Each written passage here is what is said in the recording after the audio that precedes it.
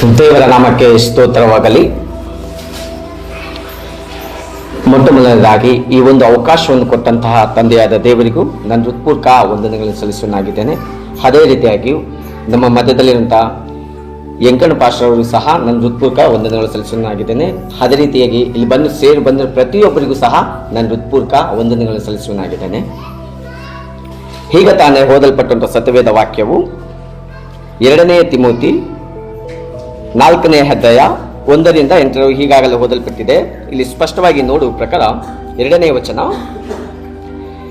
ದೇವರ ವಾಕ್ಯವನ್ನು ಸಾರು, ಅನುಕೂಲವಾದ ಕಾಲದಲ್ಲಿಯೂ ಅನುಕೂಲವಿಲ್ಲದ ಕಾಲದಲ್ಲಿಯೂ ಅದರಲ್ಲಿ ಆಸಕ್ತನಾಗಿರು, ಪೂರ್ಣ ದೀರ್ಘಶಾಂತಿಯಿಂದ ಉಪದೇಶುತ್ತಾ ಖಂಡಿಸು, ಗದರಿಸು, ಎಚ್ಚರಿಸು. ಈ ವಾಕ್ಯವನ್ನು ಧ್ಯಾನಿಸುವ ಮುಂಚಿತವಾಗಿ ಕ್ಷಣಕಾಲ ನಮ್ಮ ಕಣ್ಣುಗಳು ಮುಚ್ಚುವುದಾದರೆ ಪ್ರಾರ್ಥನೆ ಮಾಡಿಕೊಳ್ಳೋಣ.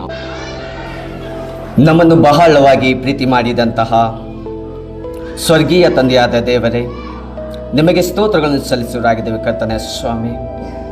ಹೌದಪ್ಪ ಕರ್ತನೇ ಸ್ವಾಮಿ, ಈ ಒಂದು ಮುಂಚಾನೆ ವೇಳೆಯಲ್ಲಿ ಕರ್ತನೇ ಸ್ವಾಮಿ, ಒಂದು ಚಿಕ್ಕ ಗುಂಪಾಗಿ ಕೂತುಕೊಂಡು ಕರ್ತನೇ ಸ್ವಾಮಿ ನಿನ್ನ ವಾಕ್ಯ ಹೇಳ್ತಾ ಇದೆ, ಎಲ್ಲಿ ಒಬ್ಬರು ಇಬ್ಬರು ಮೂವರು ಕೂಡಿ ನನ್ನನ್ನು ಆರಾಧಿಸುತ್ತಾ ಇದ್ದರು ಅಂಥವ್ರ ಮಧ್ಯದಲ್ಲಿ ನಾನು ವಾಸವಾಗಿ ಇರುತ್ತಂತೇಳಿದಿ ಕರ್ತನ ಸ್ವಾಮಿ. ಹೌದು ಕರ್ತನ ಸ್ವಾಮಿ, ಈ ಒಂದು ಸಮಯದಲ್ಲಿ ಕರ್ತನ ಸ್ವಾಮಿ ಒಂದು ಚಿಕ್ಕ ಗುಂಪಾಗಿ ಕೂತುಕೊಂಡು ಕರ್ತನ ಸ್ವಾಮಿ ನಿನ್ನೊಂದು ಹಾಡುಗಳ ಮುಖಾಂತರ ಕರ್ತನ ಸ್ವಾಮಿ ಅಯ್ಯ ನಿನ್ನನ್ನು ಸ್ತುತಿಸ್ತಾ ಇದ್ದೇವೆ, ನಿನ್ನನ್ನು ಕೊಂಡಾಡ್ತಾ ಇದ್ದೇವೆ ಕರ್ತನ ಸ್ವಾಮಿ. ನಮಗಾದರೂ ಕರ್ತನ ಸ್ವಾಮಿ ಇಂಥ ಒಂದು ಭಾಗ್ಯವನ್ನು ಕೊಟ್ಟಿದ್ದಕ್ಕಾಗಿ ಸ್ತೋತ್ರ ಕರ್ತನ ಸ್ವಾಮಿ. ಇಂಥ ಭಾಗ್ಯವು ಸಿಗದೆ ಕರ್ತನ ಸ್ವಾಮಿ ಮಣ್ಣಿಗೆ ಮಣ್ಣಾಗಿ ಹೋಗಿದ್ದಾರೆ, ಧೂಳಿಗೆ ಧೂಳಾಗಿ ಹೋಗಿದ್ದಾರೆ ಕರ್ತನ ಸ್ವಾಮಿ. ಅಯ್ಯ ಈ ಒಂದು ಭಾಗ್ಯವು ಕರ್ತನ ಸ್ವಾಮಿ ಯಾರಿಗೆ ಸಿಗದೆ ಕರ್ತನ ಸ್ವಾಮಿ ನಮಗೆ ಕೊಟ್ಟಿದ್ದಕ್ಕಾಗಿ ಸ್ತೋತ್ರ ಸಲ್ಲಿಸುವರಾಗಿದ್ದೇವೆ ಕರ್ತನ ಸ್ವಾಮಿ. ಅಪ್ಪ ಏಸಯ್ಯ, ಒಂದು ಪಾಪಿಯಾದ ನನ್ನನ್ನು ಕರ್ತನ ಸ್ವಾಮಿ ಅಯ್ಯ ನಿನ್ನ ಒಂದು ವಾಕ್ಯ ಕರ್ತನ ಸ್ವಾಮಿ ಅಯ್ಯ ಇವರು ಬೋಧಿಸುತ್ತಿರುವ ಕರ್ತನ ಸ್ವಾಮಿ ಹೇಳುವುದಕ್ಕೆ ಕರ್ತನ ಸ್ವಾಮಿ ಅಯ್ಯ ಧೈರ್ಯ ಸಾಲ್ತಾ ಇಲ್ಲ ಕರ್ತನ ಸ್ವಾಮಿ, ಅದನ್ನು ನೀವು ಒದಗಿಸಿಕೊಡ್ರಿ ಕರ್ತನ ಸ್ವಾಮಿ. ನಿನ್ನ ವಾಕ್ಯ ಹೇಳ್ತಾ ಇದೆ ಕರ್ತನ ಸ್ವಾಮಿ ಅಯ್ಯ ಹೇಳುವತನು ನಾನಲ್ಲ, ಹೇಳುವತನು ನೀವಾಗಿದ್ದುಕೊಂಡು ಕರ್ತನ ಸ್ವಾಮಿ ಅವರೊಂದು ಹೃದಯಕ್ಕೆ ಕರ್ತನ ಸ್ವಾಮಿ ಅಯ್ಯ ಮುಟ್ಟುವಂತ ರೀತಿಯಲ್ಲಿ ಕರ್ತನ ಸ್ವಾಮಿ ಈ ಒಂದು ಸಮಯದಲ್ಲಿ ಕರ್ತನ ಸ್ವಾಮಿ ಅಯ್ಯ ಒಂದು ರಕ್ಷಣೆ ಒಂದು ಭಾಗ್ಯವನ್ನು ಕರ್ತನ ಸ್ವಾಮಿ ಹೊಂದಿಕೊಂಡು ಹೋಗುವುದಕ್ಕೆ ಸಹಾಯ ಮಾಡಿರೆಂಬುದಾಗಿ ಯೇಸು ಕ್ರಿಸ್ತನ ನಾಮದಲ್ಲಿ ಪ್ರಾರ್ಥಿಸುವ ಮಗನಾಗಿದ್ದೇನೆ ಸ್ವಾಮಿ, ಆಮೆನ್. ದೇವರ ನಾಮಕ್ಕೆ ಸ್ತೋತ್ರವಾಗಲಿ. ಈಗ ತಾನೇ ಓದಲ್ಪಟ್ಟ ಒಂದು ಸತ್ಯವೇದ ವಾಕ್ಯವು 2 ತಿಮೋತಿ 4ನೇ ಅಧ್ಯಾಯ. ಇಲ್ಲಿ ಹೆಡ್ಡಿಂಗ್ ನೋಡುವ ಪ್ರಕಾರ, ತನಗೆ ಮರಣಕಾಲ ಸಮೀಪವಾಗಿರುವುದರಿಂದ ಪೌಲನು ತಿಮೋತಿಯನ್ನು ಖಂಡಿತವಾಗಿ ಎಚ್ಚರಿಸಿದ್ದು ಸುವಾರ್ತೆಯ ಕೆಲಸವನ್ನು ಅತಿ ಜಾಗರೂಕತೆಯಿಂದ ನಡೆಸಬೇಕೆಂಬುದು ಬೋಧಿಸಿದ್ದು. ಇಲ್ಲಿ ಸ್ಪಷ್ಟವಾಗಿ ನೋಡುವ ಪ್ರಕಾರ ಮನುಷ್ಯರಾದ ನಾವುಗಳು ಯಾವ ರೀತಿಯಲ್ಲಿ ನಮ್ಮ ಒಂದು ಮರಣವನ್ನು ಯಾವ ರೀತಿಯಲ್ಲಿ ನಾವು ತಂದುಕೊಳ್ತಾ ಇದ್ವು ಎಂಬುದಾಗಿ ದೇವರ ಒಂದು ಸಂದೇಶವಾಗಿದೆ ಪ್ರಿಯರೇ. ಹಾಗಾದ್ರೆ ನಮ್ಮ ಮರಣವು ಯಾಕೆ ಬೇಗನೆ ಬರ್ತಾ ಇದೆ, ನಾವು ಮಾಡುವ ಒಂದು ಕೆಲಸವು ಏನಾಗಿದೆ ಎಂಬುದಾಗಿ ತಿಳ್ಕೊಸುವ ಒಂದು ಸಂದೇಶವಾಗಿದೆ.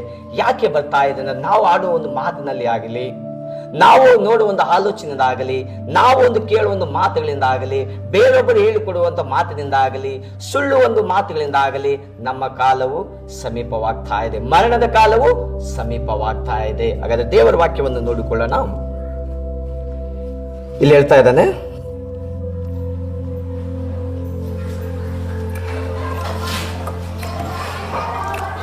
ದೇವರ ವಾಕ್ಯವನ್ನು ಸಾರು, ಅನುಕೂಲವಾದ ಕಾಲದಲ್ಲಿಯೂ ಅನುಕೂಲವಿಲ್ಲದ ಕಾಲದಲ್ಲಿಯೂ ಅದರಲ್ಲಿ ಆಸಕ್ತನಾಗಿರು, ಪೂರ್ಣ ದೀರ್ಘಶಾಂತಿಯಿಂದ ಉಪದೇಶುತ್ತಾ ಖಂಡಿಸು, ಗದರಿಸು, ಎಚ್ಚರಿಸು ಎಂಬುದಾಗಿ ಈ ವಾಕ್ಯ ಹೇಳ್ತಾ ಇದ್ದಾನೆ ಯೇಸು ಕ್ರಿಸ್ತನು. ದೇವರ ವಾಕ್ಯವನ್ನು ನಾವೇನ್ ಮಾಡ್ತಾ ಇದ್ದೀವಿ, ಸಾರ್ತಾ ಇದ್ದೇವಾ? ಖಂಡಿತವಾಗಿಯೂ ಸಾರ್ತಾನೆ ಇಲ್ಲ. ದೇವರ ವಾಕ್ಯವನ್ನು ಕೇಳ್ತಾನೆ ಇಲ್ಲ. ಇನ್ನು ಸಾರುವುದು ಯಾವಾಗಿದೆ ನಮ್ಗೆ? ಖಂಡಿತವಾಗಿಯೂ ದೇವರ ವಾಕ್ಯವನ್ನು ಸಾರ್ತಾನೆ ಇಲ್ಲ. ಅದನ್ನ ಕೇಳಿದ್ದನ್ನು ನಾವು ಸಹ ಕಿವಿಗೆ ಕೇಳುತ್ತಿಲ್ಲ. ಒಂದು ಕಿವಿಯಿಂದ ಕೇಳಿ ಮತ್ತೊಂದು ಕಿವಿಯಿಂದ ಬಿಟ್ಬಿಡ್ತಾ ಇದ್ದೇವೆ. ಹಾಗಾದ್ರೆ ದೇವರ ವಾಕ್ಯವು ನಮ್ಮಲ್ಲಿ ಏನಿದೆ ಎಂಬುದಾಗಿ ದೇವರು ಎಚ್ಚರಿಸ್ತಾ ಇದ್ದಾನೆ, ಪೌಲನ ಮುಖಾಂತರ ನಮಗೆ ಎಚ್ಚರಿಸ್ತಾ ಇದ್ದಾನೆ. ಅದು ಕಾಲವು ಸಮೀಪ ಒಳಗೆ, ಈ ಒಂದು ಕಾಲವು ಅಂತ್ಯವಾಗ್ತಾ ಇದೆ, ಈ ಒಂದು ಕಾಲವು ಸಮೀಪವಾಗ್ತಾ ಇದೆ. ಆದ್ರೆ ನಾವೇನ್ ಮಾಡ್ಬೇಕು? ಅಷ್ಟರ ಒಳಗಡೆ ದೇವರನ್ನು ಕೊಟ್ಟಂತ ದೇವರ ಸಂದೇಶವನ್ನು, ದೇವರೊಂದು ವಾಕ್ಯವನ್ನು ನಾವೇನ್ ಮಾಡ್ಬೇಕು? ಕೇಳಬೇಕು. ಆ ಒಂದು ವಾಕ್ಯದಂತೆ ನಾವೇನ್ ಮಾಡ್ಬೇಕು? ನಡಿಬೇಕಾಗಿದೆ ಪ್ರಿಯರೇ. ಯಾರು ತಪ್ಪು ಹೇಳ್ತಾ ಇದ್ದಾರೆ, ಯಾರು ಸರಿಯಾಗಿ ಹೇಳ್ತಾ ಇಲ್ಲ, ಆ ವಾಕ್ಯದಂತೆ ಯಾರು ಸುಳ್ಳು ಹೇಳಿ ವಾಕ್ಯವನ್ನು ಬದಲಾಗಿ ಮತ್ತೊಂದನ್ನು ಹೇಳ್ತಾ ಇದ್ದಾರೆ, ಅಂತವರಲ್ಲಿ ನಾವು ಏನ್ ಮಾಡ್ಬೇಕು? ಓದಿದ್ರೆ ಮಾತ್ರ ಗೊತ್ತಾಗ್ತಾ ಇದೆ. ದೇವರ ವಾಕ್ಯವನ್ನ ಕೇಳಬೇಕು, ಆ ಕೇಳಿದ ನಂತರ ಆ ವಾಕ್ಯಗಳನ್ನು ಓದ್ಬೇಕು ಪ್ರಿಯರೇ. ಓದಿದಾಗ ಮಾತ್ರ ಅದು ಸರಿಯಾಗಿ ಹೇಳ್ತಾ ಇದ್ದೀರಾ ಇಲ್ಲೆಂಬುದಾಗಿ ಹೇಳ್ತಾ ಇದ್ದಾನೆ. ಅದೇ ಹೇಳ್ತಾ ಇದ್ದಾನೆ, ಖಂಡಿಸು, ಗದರಿಸು, ಎಚ್ಚರಿಸು ಎಂಬುದಾಗಿ ಹೇಳ್ತಾ ಇದ್ದಾನೆ. ತಪ್ಪು ಹೇಳಿದಾದ್ರೆ ನಾವೇನ್ ಮಾಡ್ಬೇಕು? ಅದಕ್ಕೆ ಸರಿಯಾಗಿ ಓದಂತ ಹೇಳ್ಬೇಕು, ಸರಿಯಾಗಿ ಹೇಳ್ರಿ ಎಂಬುದಾಗಿ ನಾವು ಹೇಳ್ಬೇಕು. ಆಗ ಮಾತ್ರ ದೇವರ ವಾಕ್ಯಕ್ಕೆ ನಾವು ಸರಿಯಾಗಿ ನಡೆದುಕೊಳ್ಳುತ್ತಾ ಇದ್ದೇವೆ ಪ್ರಿಯರೇ. ದೇವರು ಹೇಳ್ತಾ ಇದ್ದಾನೆ, ಯೋಹನ ಬರೆದ ಸುವಾರ್ತೆ 3ನೇ ಅಧ್ಯಾಯ 19-20 ನೋಡೋಣ.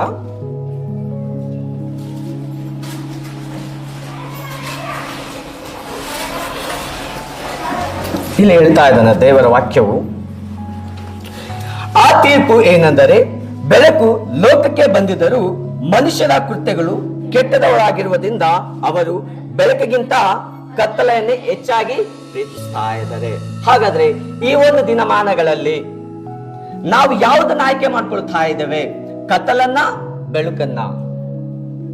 ನಾವು ಹೆಚ್ಚಾಗಿ ಕತ್ತಲನ್ನೇ ಆಯ್ಕೆ ಮಾಡ್ಕೊಳ್ತಾ ಇದ್ದೇವೆ. ಯಾಕೆ? ದೇವರು ಹೇಳ್ತಾ ಇದ್ದಾನೆ, ಏನಂತ ಹೇಳ್ತಾ ಇದ್ದಾನೆ? ಕತ್ತಲಿಂದ ನೀವೇನ್ ಮಾಡ್ಬೇಕು? ತೊಲಗಿ ಹೋಗ್ಬೇಕು, ಕತ್ತಲಿಂದ ಬಿಟ್ಟು ಹೋಗ್ಬೇಕು ಎಂಬುದಾಗಿ ದೇವರು ಹೇಳ್ತಾ ಇದ್ದಾನೆ. ಆದ್ರೆ ನಾವೇನ್ ಮಾಡ್ತಾ ಇದ್ದೀವಿ? ಈ ಒಂದು ದಿನಮಾನಗಳಲ್ಲಿ ಕತ್ತಲೆ ಬೇಕಾಗಿದೆ. ಕತ್ತಲಂದ್ರೆ ಏನು? ನಿಮ್ಮ ಪಾಪಗಳು ಪ್ರಿಯರೇ. ಆ ಒಂದು ಪಾಪದಲ್ಲಿ ಜೀವಿಸ್ತಾ ಇದ್ದೇವಲ್ಲ, ಆ ಒಂದು ಪಾಪವನ್ನು ಬಿಟ್ಬಿಡ್ಬೇಕು. ಆ ಒಂದು ಪಾಪವನ್ನು ಬಿಟ್ಟಾಗ ಮಾತ್ರ ಬೆಳಕಿಗೆ ಮಾತ್ರ ಬರುವುದಕ್ಕೆ ಸಾಧ್ಯವಾಗ್ತಾ ಇದೆ ಪ್ರಿಯರೇ. ಅದೇ ಹೇಳ್ತಾ ಇದ್ದಾನೆ ದೇವರ ವಾಕ್ಯವು,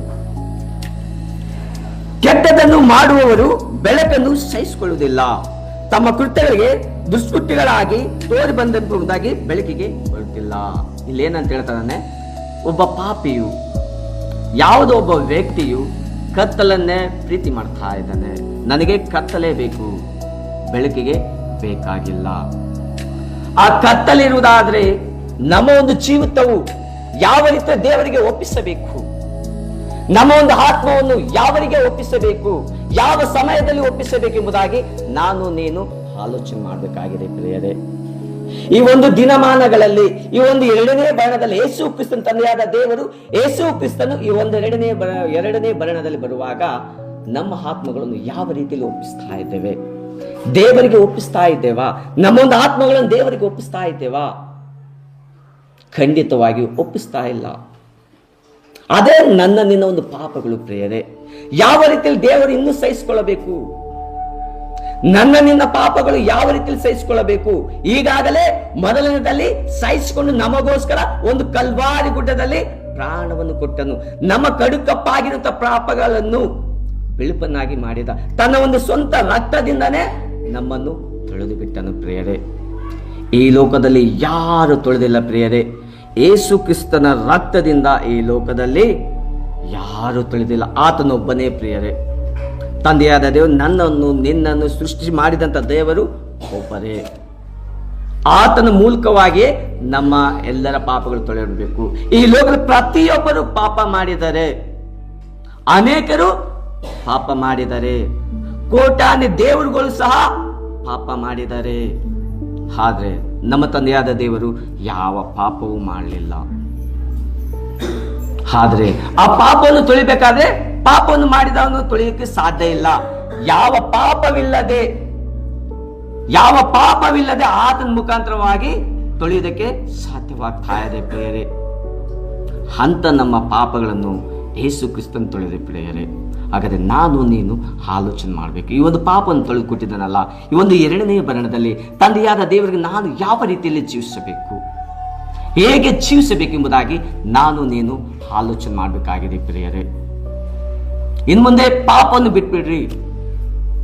ಒಂದು ಪಾಪ ಬಂದರೆ ಅದನ್ನು ದೂರ ತಳ್ಳಿರಿ. ನಿಮ್ಮ ಮನಸ್ಸು ಹೇಳ್ತಾ ಇದೆ, ಏನಂತ ಹೇಳ್ತಾ ಇದ್ದಾನೆ?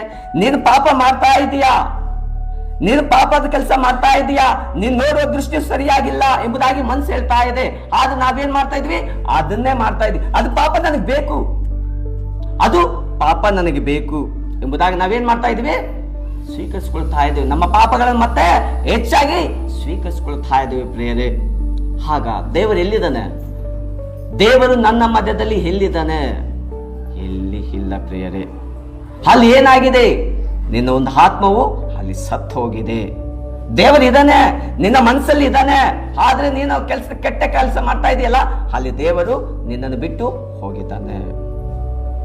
ಈ ಒಂದು ಕೆಟ್ಟ ಕೆಲಸವನ್ನ ಬಿಟ್ಟು ಹೋಗ್ಬೇಕು. ಒಂದು ಕೆಟ್ಟ ಕೆಲಸದಿಂದ ನಾವು ಜೀವಿಸುವುದಾದ್ರೆ ಖಂಡಿತವಾಗಿಯೂ ಒಂದು ಬೆಳಕಿಗೆ ಹೋಗುವುದಕ್ಕೆ ಸಾಧ್ಯವಿಲ್ಲ. ಒಂದು ಕತ್ತಲೆಯನ್ನು ಇಷ್ಟಪಡ್ತಾರೆ ಜನರು.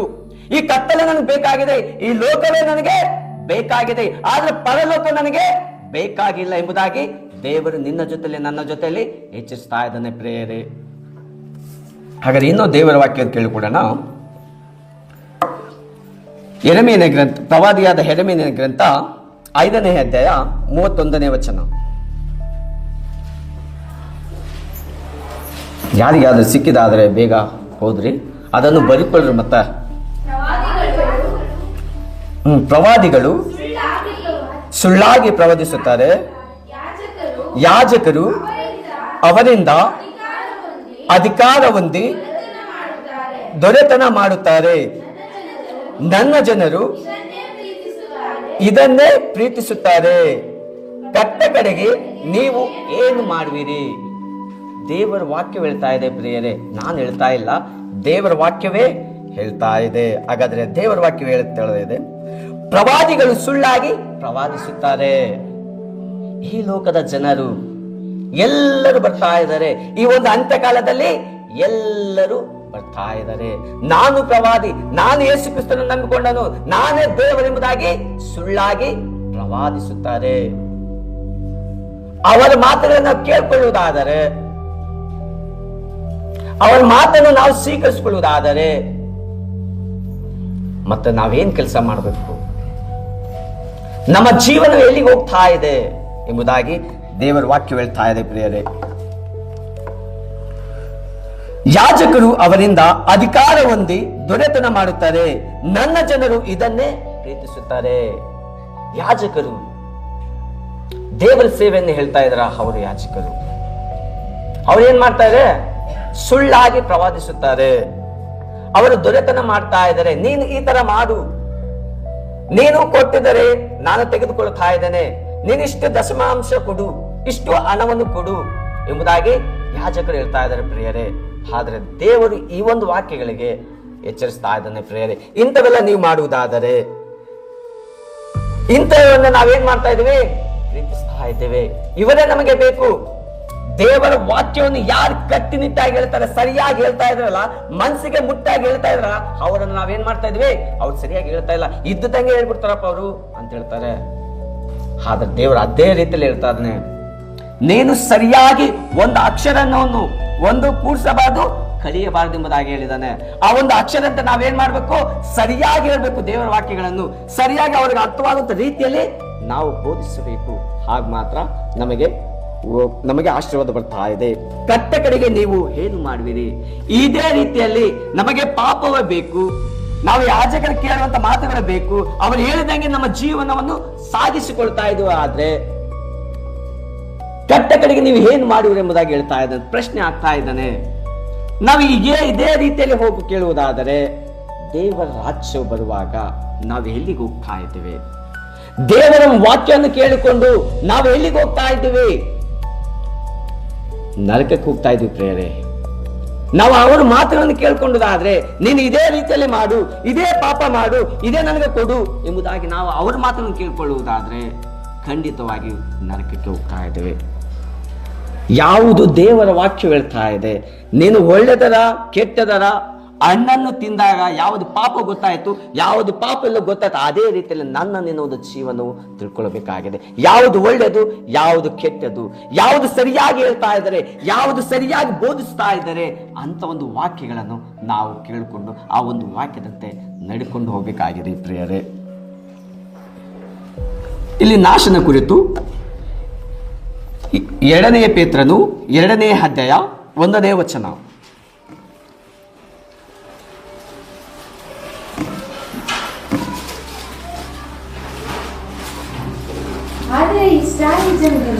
ಆದರೆ ಇಸ್ರಾಯೇಲ್ ಜನರಲ್ಲಿ ಸುಳ್ಳು ಪ್ರವಾದಿಗಳು ಎದ್ದರಲ್ಲ, ಅದೇ ಪ್ರಕಾರ ನಿಮ್ಮಲ್ಲಿಯೂ ಸುಳ್ಳು ಬೋಧಕರು ಇರುವವರು. ಅವರು ನಾಶಕರವಾದ ಮತಭೇದಗಳನ್ನು ಕಳ್ಳತನದಿಂದ ಹುಟ್ಟಿಸುವರು. ತಮ್ಮನ್ನು ಕೊಂಡುಕೊಂಡು ಒಡೆಯನನ್ನು ತಾವು ಹರಿಯರು ಎಂದು ಹೇಳುವರು. ಇಲ್ಲಿ ಏನಂತ ಹೇಳ್ತಾ ಇದ್ದಾನೆ? ಇಲ್ಲಿ ಯೇಸು ಕ್ರಿಸ್ತನು ಇಂದಿನ ದಿನಮಾನಗಳಲ್ಲಿ ಪೇತ್ರನು ಸಹ ನಾನು ಅರಿಯನು ಎಂಬುದಾಗಿ 3 ಸಲ ಸುಳ್ಳು ಹೇಳಿದನು. ದೇವರು ಹೇಳಿದ, ಪೇತ್ರನೇ, ನನ್ನನ್ನು ಹಿಡ್ಕೊಂಡು ಹೋಗುವಷ್ಟ ಒಳಗಡೆ ನೀನು 3 ಸಾರಿ ಸುಳ್ಳು ಹೇಳ್ತಾ ಇದ್ದೀಯಾ ಎಂಬುದಾಗಿ ಹೇಳಿದ. ಅದೇ ರೀತಿಯಲ್ಲಿ ಈ ವಾಕ್ಯವು ನಮಗೆ ಬಂದಿದೆ. ಯಾರು ನಮಗೆ ಹೊಡೆಯುತ್ತಾರೆ, ನಮಗೆ ಯಾರು ಶಿಕ್ಷೆ ಕೊಡ್ತಾ ಇದ್ದಾರೆ, ನೀನು ಯೇಸು ಸ್ವಾಮಿಯನ್ನು ನಂಬಿದಾದ್ರೆ ನಿನ್ನನ್ನು ಸಾಯಿಸುತ್ತೇನೆ, ನಿನ್ನನ್ನು ಹೊಡೆಯುತ್ತೇನೆ ಎಂಬುದಾಗಿ ಯಾರು ಬೋಧಿಸ್ತಾ ಇದ್ದಾರಲ್ಲ, ಯಾರು ಹೇಳ್ತಾ ಇದ್ದಾರಲ್ಲ, ಯಾರು ದೌರ್ಜನ್ಯ ಮಾಡ್ತಾ ಇದ್ದಾರಲ್ಲ, ಅಂಥವ್ರ ಬಳಿ ನಾವೇನಂತ ಹೇಳ್ತೀವಿ? ಯೇಸು ಸ್ವಾಮಿ ನನಗೆ ಗೊತ್ತಿಲ್ಲ. ಆದ್ರೆ ದೇವರು ಹೇಳಿದನಲ್ಲ, ನೀನು ಇದೇ ತರ ಬೋಧಿಸ್ತಾ ಇದೀಯಾ, ನೀನು ಇದೇ ತರ ಆಲೋಚಿಸ್ತಾ ಇದೀಯ ಎಂಬುದಾಗಿ ಹೇಳ್ತಾ ಇದ್ದಾನೆ. ಅದೇ ತರ ನಾವೇನ್ ಮಾಡ್ತಾ ಇದೀವಿ? ಯೇಸು ಸ್ವಾಮಿ ಯಾರು ನನಗೆ ಗೊತ್ತಿಲ್ಲ. ಆ ಕ್ಷಣವೇ ನಿನಗೇನಾಗ್ತದೆ? ನಾಶನವು ಬರ್ತಾ ಇದೆ ಎಂಬುದಾಗಿ ಹೇಳ್ತಾ ಇದ್ದಾನೆ. ಮುಂದೆ ತೆಳಗಡೆ ನೋಡಿ, ಹಾಗಿದ್ದು ಪಕ್ಕನೆ ತಮ್ಮ ಮೇಲೆ ನಾಶನವನ್ನು ಬರಮಾಡಿಕೊಳ್ಳುವನು. ಏನ್ ಬರಮಾಡಿಕೊಳ್ತಾ ಇದ್ದಾನೆ? ನಾಶನವನ್ನು ಬರಮಾಡಿಕೊಳ್ತಾ ಇದ್ದಾನೆ. ನಮ್ಮ ಜೀವನವು, ನಮ್ಮ ಆತ್ಮವು ನಿಂತು ಹೋಗ್ತಾ ಇದೆ. ನಮ್ಮ ಆತ್ಮವು ನಿಂತು ಹೋಗ್ತಾ ಇದೆ. ನಾಶನವನ್ನು ನಾವು ಬರಮಾಡ್ಕೊಳ್ತಾ ಇದ್ದೇವೆ. ಯಾಕೆ? ಯೇಸು ಸ್ವಾಮಿ ಯಾರಂತೂ ಗೊತ್ತಿಲ್ಲ. ಅದೇ ರೀತಿಯಲ್ಲಿ ನಾವು ಜೀವಿಸುವಾಗ ಆತನಿಗೋಸ್ಕರ ನಾವೇನ್ ಮಾಡ್ಬೇಕು? ನಿಜವಾಗಿಯೂ ಆತನಿಗೋಸ್ಕರ ನಮ್ಮ ಪ್ರಾಣವನ್ನು ಕೊಡುವುದಕ್ಕೆ ಸಿದ್ಧವಾಗಿರ್ಬೇಕು. ಹೋಗ್ಲಿ, ದೇವರು ಕೊಟ್ಟೊಂದು ಪ್ರಾಣವು ದೇವರಿಗೋಸ್ಕರ ಸಮರ್ಪಿಸೋಣ, ಅದು ನನಗೆ ಬೇಕು ಎಂಬುದಾಗಿ ದೇವರು ಹೇಳ್ತಾ ಇದ್ದಾನೆ. ಪ್ರಿಯರೇ, ಆತ ನಮಗೋಸ್ಕರ ಕೊಟ್ಟಿದ್ದಾನಲ್ಲ, ಆತನ ಪ್ರಾಣವನ್ನು ನಮಗೋಸ್ಕರ ಕೊಟ್ಟಿದ್ದಾನಲ್ಲ, ನಾವು ಸಹ ನಮ್ಮ ಪ್ರಾಣವನ್ನು ಆತನಿಗೋಸ್ಕರ ಕೊಡ್ಬೇಕು. ಆದ್ರೆ ಈ ಒಂದು ದಿನಮಾನಗಳಲ್ಲಿ ಕೊಡ್ತಾ ಇದ್ದೇವಾ? ಇಲ್ಲ. ಯಾರಿಗೋಸ್ಕರ ಕೊಡ್ತಾ ಇದೆ ಈ ಲೋಕವು? ಹೆಂಡತಿಗೋಸ್ಕರ, ಮಕ್ಕಳಿಗೋಸ್ಕರ, ಪ್ರೇಮಿಗಳಿಗೋಸ್ಕರ ಪ್ರಾಣವನ್ನು ಕೊಡ್ತಾ ಇದ್ದಾರೆ. ಆದ್ರೆ ದೇವರಿಗೋಸ್ಕರ ಯಾರು ಕೊಡ್ತಾನೆ ಇಲ್ಲ. ತಿಳ್ಕೋಬೇಕು. ನಾವು ಈ ರೀತಿಯಲ್ಲಿ ಮಾಡುವುದಾದರೆ ನಮ್ಮ ನಾಶನ ಬರ್ತಾ ಇದೆ, ನಾವು ರಕ್ಷಣೆ ಹೊಂದ್ಕೊಳ್ಳೋದಕ್ಕೆ ಸಾಧ್ಯವಿಲ್ಲ ಎಂಬುದಾಗಿ ದೇವರು ಎಚ್ಚರಿಸ್ತಾ ಇದ್ದಾನೆ. ನಾವು ಈ ಲೋಕದಲ್ಲಿ ಎಂಥವರ ಮಾತುಗಳನ್ನು ಕೇಳಬೇಕು? ಕ್ರೈಸ್ತರಾದ ನಾವುಗಳು ಯಾವ ಮಾತುಗಳನ್ನು ತಿರಸ್ಕರಿಸಬೇಕು, ಯಾವ ಮಾತುಗಳಿಂದ ನಾವು ಒಳ್ಳೆಯವರಾಗಿ ದೇವರ ವಾಕ್ಯವನ್ನು ಕೇಳ್ಕೊಳ್ಳುವಾಗ, ಯೆರೆಮೀಯನ ಪ್ರವಾದನೆ ಗ್ರಂಥ 27ನೇ ಅಧ್ಯಾಯ 9ನೇ ವಚನ.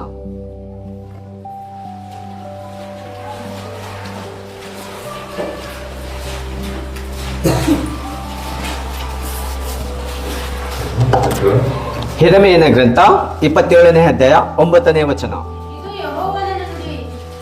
ಇದು ಯೆಹೋವನ ನುಡಿ.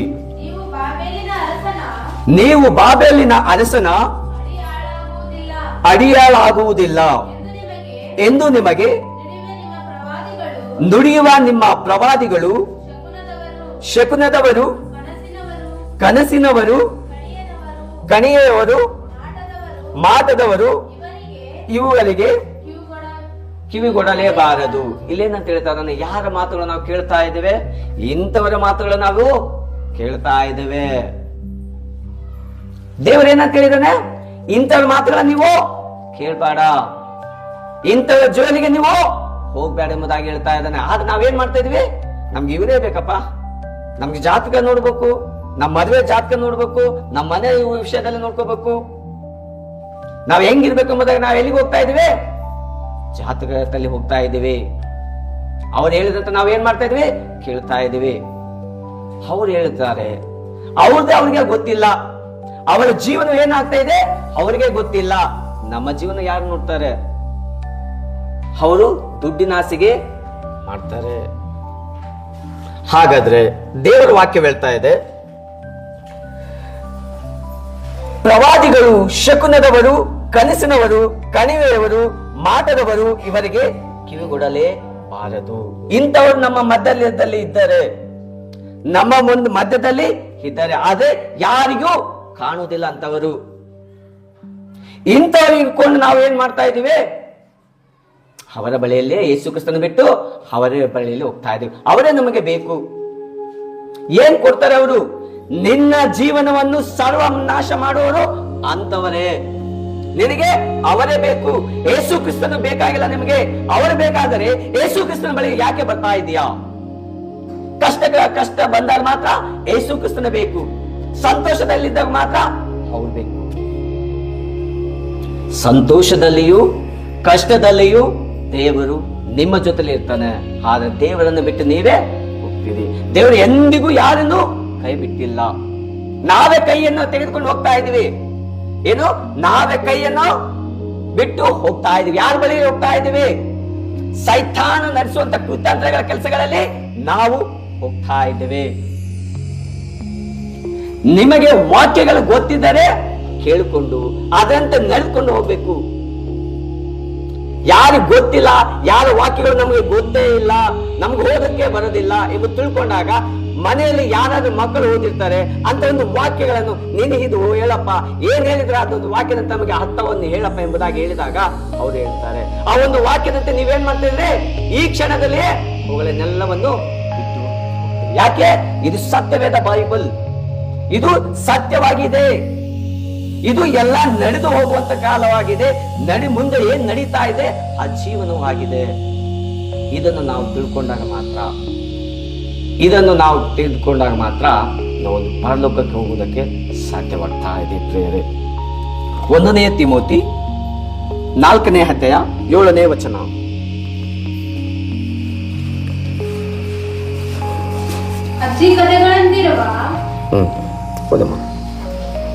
ಅಜ್ಜಿ ಕಥೆಗಳಂತಿರುವ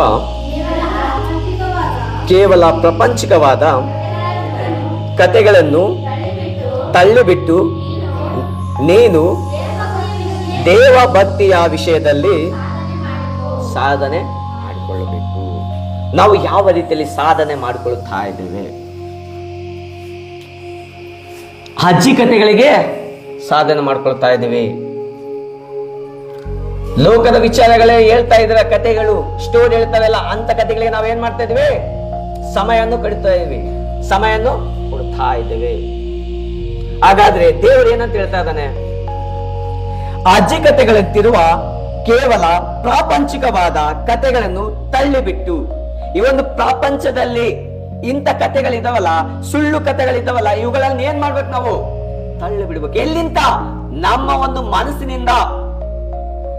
ಒಂದು ಮನಸ್ಸಿನಿಂದ ತೆಗೆದಾಕ್ಬೇಕು. ಅವೆಲ್ಲವನ್ನು ತೆಗೆದಾಕ್ಬೇಕು.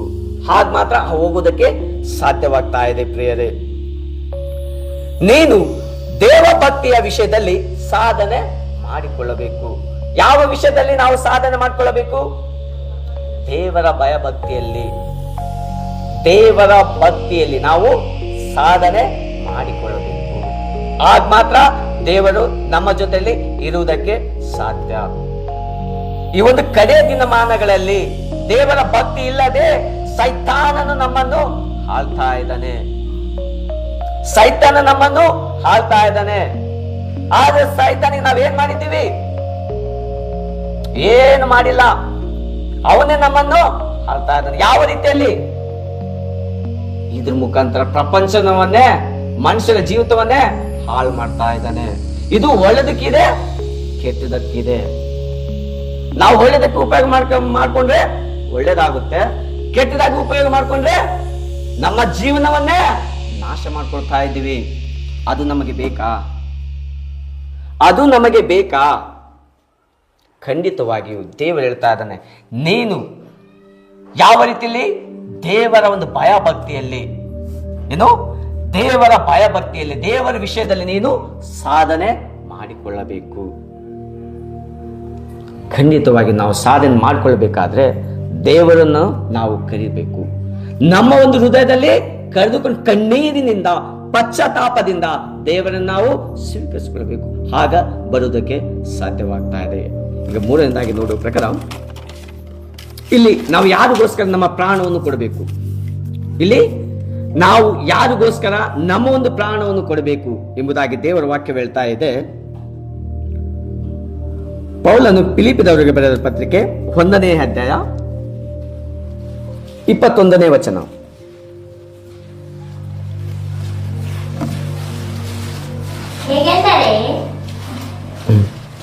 21. ನನಗಂತೂ ನನಗಂತೂ ಬದುಕುವುದೆಂದರೆ ಬದುಕುವುದಾದರೆ ಕ್ರಿಸ್ತನೇ, ಸಾಯುವುದು ಲಾಭವೇ. ನಮ್ಮ ಒಂದು ಪ್ರಾಣವನ್ನು ಯಾರಿಗೆ ಕೊಡಬೇಕು? ಯಾರಿಗೆ ಕೊಡ್ತಾ ಇದ್ದೀವಿ ನಮ್ಮ ಪ್ರಾಣವನ್ನು? ಈ ಲೋಕದಲ್ಲಿ ಯಾರಿಗೋಸ್ಕರ ನಮ್ಮ ಪ್ರಾಣವನ್ನು ಕೊಡ್ತಾ ಇದ್ದೇವೆ?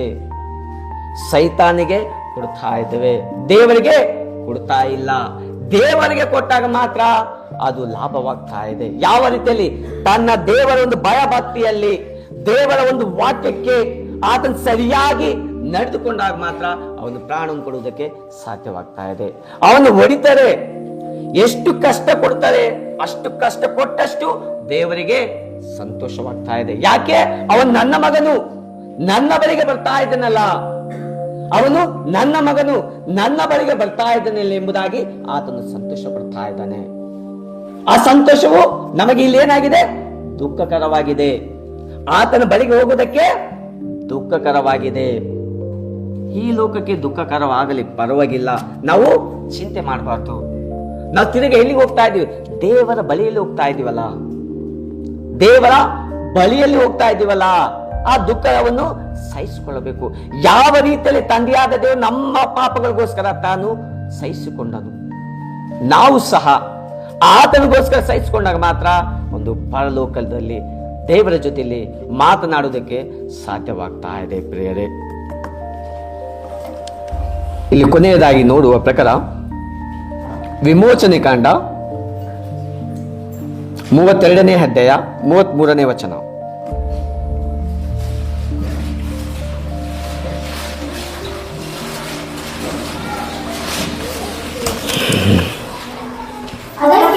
ಅದಕ್ಕೆ ಯೆಹೋವನು ಯಾರ್ಯಾರು ನನ್ನ ಮಾತನ್ನು ಮೀರಿ ಪಾಪ ಮಾಡಿದರೋ ಅವರ ಹೆಸರುಗಳನ್ನೆಲ್ಲ ನನ್ನ ಬಳಿಯಲ್ಲಿರುವ ಪಟ್ಟಿಯಿಂದ ನಾನು ಅಳಿಸಿ ಬಿಡುವೆನು. ಇಲ್ಲಿ ದೇವರು ಸ್ಪಷ್ಟವಾಗಿ ಹೇಳ್ತಾ ಇದ್ದಾನೆ. ಏನಂತ ಹೇಳ್ತಾನೆ? ಅದಕ್ಕೆ ಯೆಹೋವನು ಯಾರ್ಯಾರು ನನ್ನ ಮಾತನ್ನು ಮೀರಿ, ಯಾರು ಈ ಒಂದು ಲೋಕದಲ್ಲಿ ತಂದೆ ತಾಯಿಯ ಮಾತುಗಳನ್ನು ನಾವು ಮೀರಿ ನಡೀತಾ ಇದ್ದೇವಾ? ನಡೀತಾ ಇದ್ದೇವೆ. ತಂದೆ ಬೇಕಾಗಿಲ್ಲ, ತಾಯಿ ಬೇಕಾಗಿಲ್ಲ. ಕೆಲವರು ಅಂತವರೇ ಈ ಲೋಕದಲ್ಲಿ ಇದ್ದಾರೆ. ಅಂತವ್ರಿಗೆ ಹೇಳುವಂತ ಪ್ರಶ್ನೆ ಆಗಿದೆ, ಎಲ್ಲರಿಗೆ ಹೇಳುವಂತ ಒಂದು ಪ್ರಶ್ನವಾಗಿದೆ. ಅದಕ್ಕೆ ಯೆಹೋವನು ಯಾರ್ಯಾರು ನನ್ನ ಮಾತನ್ನು ಮೀರಿ ಪಾಪ ಮಾಡಿದರೂ ಅವರು ಹೆಸರುಗಳನ್ನೆಲ್ಲ ನನ್ನ ಬಳಿಯಲ್ಲಿರುವ, ಏನು, ನನ್ನ ಬಳಿಯಿರುವ ಪಟ್ಟಿಯಲ್ಲಿ, ಯಾವುದು? ಜೀವದಾರ ಪಟ್ಟಿಯಲ್ಲಿ ಆತನ ಹೆಸರುಗಳು, ನಮ್ಮೊಂದು ಪ್ರಪಂಚದಲ್ಲಿ ಇರುವಂತಹ ಪ್ರತಿಯೊಬ್ಬರ ಹೆಸರುಗಳು ಒಂದು ಜೀವದಾರ ಪಟ್ಟಿಯಲ್ಲಿ ಇದೆ. ಆದ್ರೆ ನಮಗೂ ಗೊತ್ತಿಲ್ಲ. ದೇವರು ಅಲ್ಲಿದ್ದಾನೆ, ದೇವರನ್ನು ನೋಡಿಲ್ಲ. ಆದ್ರೆ ಆತನ ಬರೆದಿದ್ದಾನೆ, ನಿನ್ನ ಜೀವನವು ಇದೇ ರೀತಿಯಲ್ಲಿ ಇದೆ, ನೀನು ಈ ರೀತಿಯಲ್ಲಿ ಸಾಯ್ಬೇಕು, ಈ ರೀತಿಯಲ್ಲಿ ಕಷ್ಟಗಳನ್ನು ಅನುಭವಿಸಬೇಕು ಎಂಬುದಾಗಿ ದೇವರು ಬರೆದಿಟ್ಟಿದ್ದಾನೆ. ಆದ್ರೆ ನಾನು ನೀನು ಏನ್ ಮಾಡ್ತಾ ಇದ್ದೀವಿ? ನಮಗೆ ಬೇಕಾಗಿಲ್ಲ, ತಂದೆ ತಾಯಿಯೂ ಬೇಕಾಗಿಲ್ಲ, ದೇವರು ಬೇಕಾಗಿಲ್ಲ, ದೇವರ ಭಯಭಕ್ತಿಯಲ್ಲೂ ಬೇಕಾಗಿಲ್ಲ. ನಮಗೆ ಸಂತೋಷ ಬೇಕು, ಸೈತಾನನು ಬೇಕು. ನಮಗೆ ಹಣ ಕೊಡ್ತಾನೆ, ಸಂತೋಷ ಕೊಡ್ತಾ ಇದ್ದಾನೆ, ಎಲ್ಲವೂ ಸಹಾಯವು ಮಾಡುತ್ತಾನೆ. ಅದು ನನಗೆ ಬೇಕು. ಈ ಲೋಕದಲ್ಲಿ ಅಷ್ಟೇ ಸಾಕು. ಸೈತಾನಿದ್ದರೆ ನಾನು ಪರಲೋಕಕ್ಕೆ ಹೋಗುವುದಿಲ್ಲ, ಸೈತಾನಿದ್ದರೆ ಪರಲೋಕಕ್ಕೆ ಹೋಗುವುದಿಲ್ಲ. ಆದ್ರೆ ದೇವರಿದ್ದರೆ ನೀನು ಮಾತ್ರ ಪರಲೋಕಕ್ಕೆ ಹೋಗುವುದಕ್ಕೆ ಸಾಧ್ಯ. ಈ ಒಂದು ಸಮಯದಲ್ಲಿ ದೇವರನ್ನು ನಾವು ನೆನೆಸಿಕೊಳ್ಳೋಣ. ದೇವರ ವಾಕ್ಯವೇನಂತ ಹೇಳ್ತಾ ಇದೆ, ಆ ಒಂದು ವಾಕ್ಯದಂತೆ ನಾವು ನಮ್ಮ ಕಣ್ಣುಗಳನ್ನು ಮುಚ್ಚಿಕೊಳ್ಳುವಾಗ ಒಂದು ಪ್ರಾರ್ಥನೆ ಮುಖಾಂತರ ನಾನು ಮುಗಿಸುತ್ತೇನೆ. ನಮ್ಮ ಕಣ್ಣುಗಳು ಮುಚ್ಚೋದಾದರೆ ಪ್ರಾರ್ಥನೆ ಮುಖಾಂತರ ಮುಗಿಸಿಕೊಳ್ಳೋಣ.